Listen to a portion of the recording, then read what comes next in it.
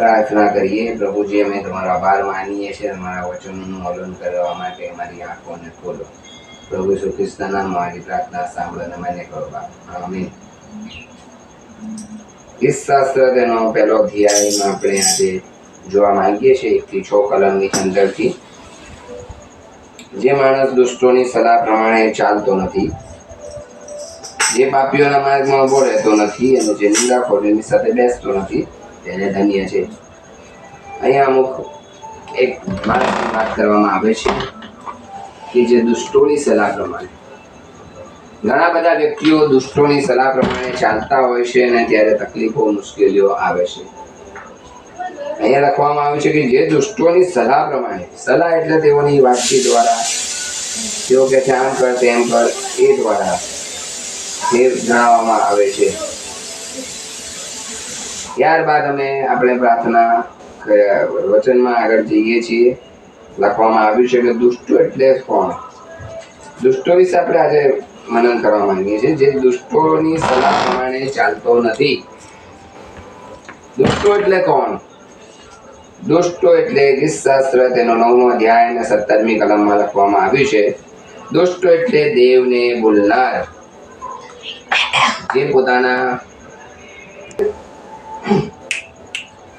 દુષ્ટો એટલે દેવને ભૂલનાર. દુષ્ટો એટલે એ લોકો માનતા જ નથી કે દેવ છે એમ.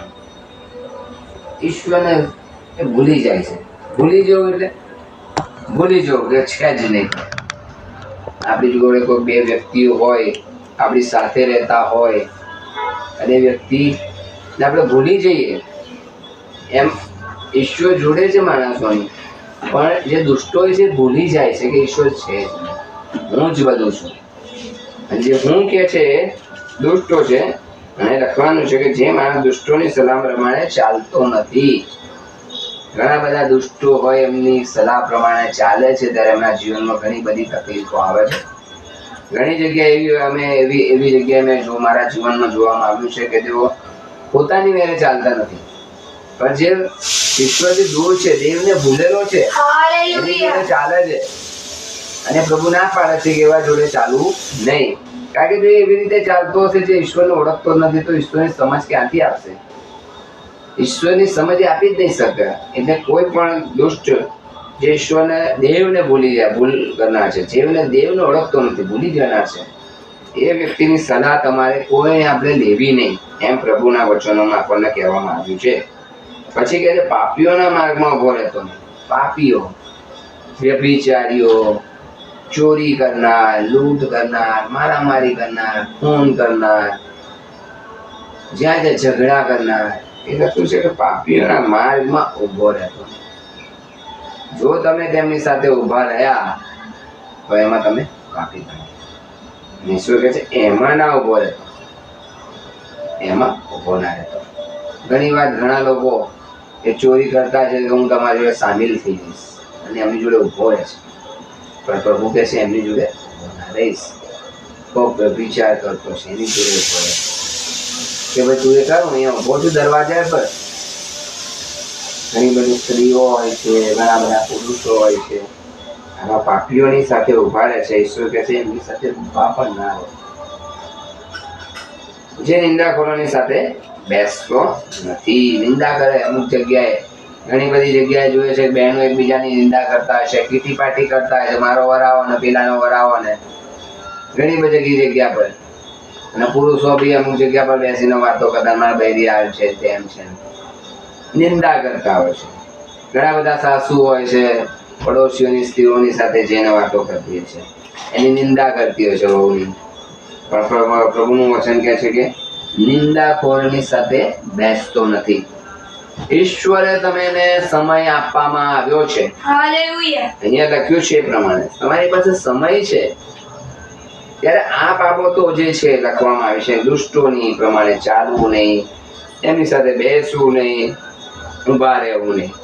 3 વસ્તુ અહીંયા કરવામાં આવે છે. ચાલવું નહીં, ઉભા રહેવું નહીં અને બેસવું નહીં. તમે ચાલતા હોય ને કોઈક તમારી જોડે આ એવી વ્યક્તિ આવી, એની જોડે ચાલવું નહીં. ત્યારબાદ કહે છે કે એની જોડે ઊભું નહીં રહેવું, અને ત્યારબાદ કહે છે એની જોડે બેસવું નહીં. અને અમુક વાર એવું હોય છે શૈતાન એવું કામ કરે છે તમે ચાલતા જતા હોય ને કવિ એવી વ્યક્તિની સાથે તમારો ભેટો કરાવી દે છે, થોડી વાર એની જોડે તમે ઊભા રહો, થોડી વાર, એટલે થોડી વાર ઊભા રહ્યા, તમે ચાલતા હોય તમારી સાથે આગળ ચાલતો હોય તમારી પાસે આવી જશે, એ ચાલતો હોય તમે ચાલતા હોય, અને ચાલતા ચાલતા તમારી સાથે એ વાતો કરવા મળશે, શેતાન એની જોડે એવી વાતો કરાવશે, પછી કે છે ચાલો આપણે થોડી વાર બેસીએ, કે છે થોડી વાર ઊભા રહીએ અહીંયા, કે જેમ કે ચાની કીટલી હોય, ઘણા લોકો અત્યારે હું જોઉં છું, ઘણા બધા ચર્ચોમાં આવીને તેઓ ઘણું બધું કરતા હોય છે અને ત્યારબાદ ચાની કીટલીઓ પર તેઓ બેસતા હોય છે, પાનના ગલ્લા પર તેઓ બેસતા હોય છે, ઊભા રહેતા હોય છે, પછી ત્યાં કે છે બેસ,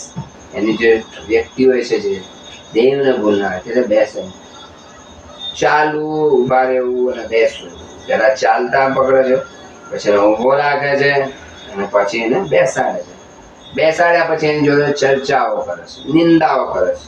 લખવામાં આવ્યું છે કે પહેલા ઊભો રાખ્યો, ચાલતો હતો, પછી ઊભો રાખ્યો, પછી બેસાડ્યો અને પછી નિંદા ચાલુ કરી દીધી. જે નિંદા કરી સાથે બેસતો નથી એને ધન્ય છે. એ જે નથી કરતા ને એ વ્યક્તિઓ ને ઈશ્વર ધન્ય કહે છે, સારા માણસો છે એ વ્યક્તિઓ જે સમયને વેળવતા નથી. પણ જે વ્યક્તિઓ સમયને યોગ્ય દિશા પર લઈ જાય છે, જેમ લખવામાં આવ્યું છે કે પણ યહોવાના નિયમ શાસ્ત્રથી તે હર્ષ પામે છે અને રાત દિવસ તેના નિયમ શાસ્ત્રનું મનન કરે છે. પ્રભુના વચનો બાઇબલ કહે છે કે એનાથી હર્ષ પામે છે. હું પણ છું, પેલા એટલું બધું વાંચતો નતો, પણ જ્યારે વાંચવાનું મન થાય ત્યારે હું વાંચવા માંડું છું ને પવિત્ર આત્મા મારી સાથે વાત કરે છે અને મને હર્ષ થાય છે. લખવામાં આવ્યું છે કે યહોવાના નિયમ શાસ્ત્રથી તે હર્ષ પામે છે અને રાત દિવસ તે તેના નિયમ શાસ્ત્રનું મનન કરે છે. અહીં લખવામાં આવ્યું છે કે રાત દિવસ તે તેના નિયમ શાસ્ત્રનું મનન કરે છે, કારણ કે એ પેલા વ્યક્તિઓ જોડે બેસતો નથી. પુનઃ નિયમનો 5મો અધ્યાયમાં આપણે જોવા માંગીએ છીએ, ત્યાં લખવામાં આવ્યું છે, પૂર્ણ નિયમમાં લખવામાં આવ્યું છે તેનો 6થો અધ્યાય અને તેની કલમમાં આપણે જોઈએ છે કે લખવામાં આવ્યું છે 4થી કલમથી પૂર્ણ નિયમ 6 અને 4. હે ઇસ્રાએલ સાંભળ, યહોવા આપણો દેવ તે એકલો જ યહોવા છે અને યહોવા તારા દેવ પર તું તારા પૂરા અંતકરણથી, તારા પૂરા મનથી તથા તારા પૂરા બળથી પ્રીતિ કર.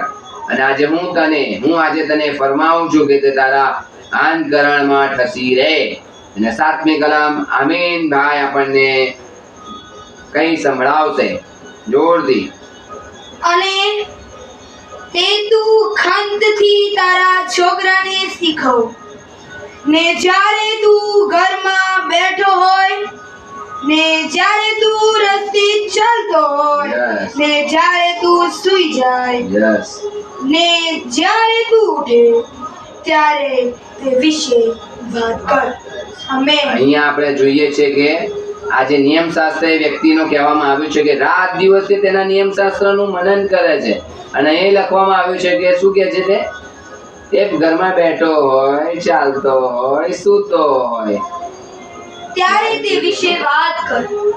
જે પ્રભુના લોકો હોય છે તે આ વસ્તુ વિશે વાત કરે છે. જ્યારે દુષ્ટ હોય છે ખોટા રસ્તા પર લઈ જવાની વાતો કરતા હોય છે, નિંદા કરતા હોય છે, પાપના માર્ગ તરફ લઈ જવાની વાતો કરતા. પણ જ્યારે પ્રભુનું વચન કહે છે કે રાત દિવસ તેના નિયમ શાસ્ત્રોનું મનન કરે છે, વળી તે નદીની પાસે રોપાયેલા ઝાડના જેવો થશે, જે પોતાના ફળ પોતાની ઋતુ પ્રમાણે આપે છે ને જેના પાંદડા કંદરી પણ શીંગડાતા નથી.